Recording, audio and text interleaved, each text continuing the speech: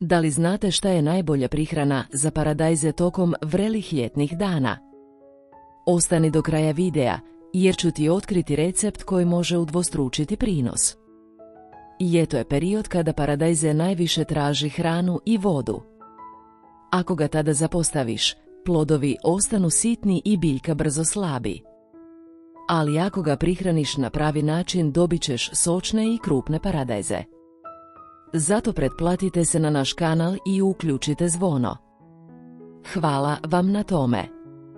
Da li ti se nekad desilo da paradajze odjednom počne žutiti?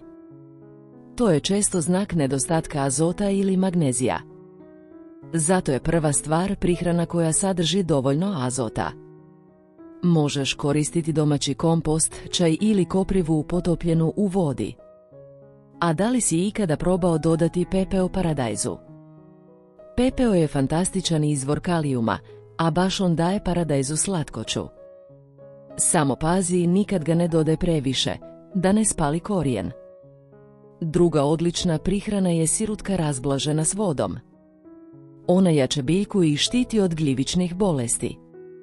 Napiši mi u komentarima da li ti koristiš sirutku u bašti. Ako hoćeš paradajze sa čvrstom stabljikom, onda mu dodaj i kalcij. Najjednostavnije je voda sa malo mlijeka. Znaš li onu pojavu kad plodovi pucaju?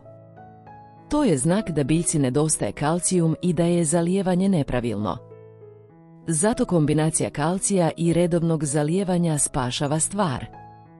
Imaš li u bašti ljuske od jaja?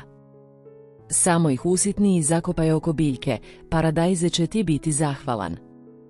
Jedna tajna prihrana za ljeto je i čaj od kamilice.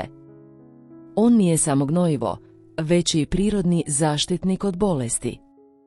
Reci mi, da li bi volio poseban video samo o zaštiti paradajza? Ako ti je paradajze već počeo cvjetati, tada mu najviše treba fosfor.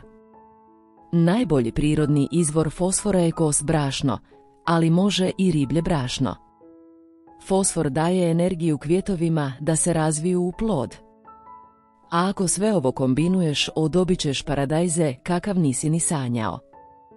Zato klikni like ako voliš domaći paradajze i napiši u komentaru koju prihranu ti koristiš.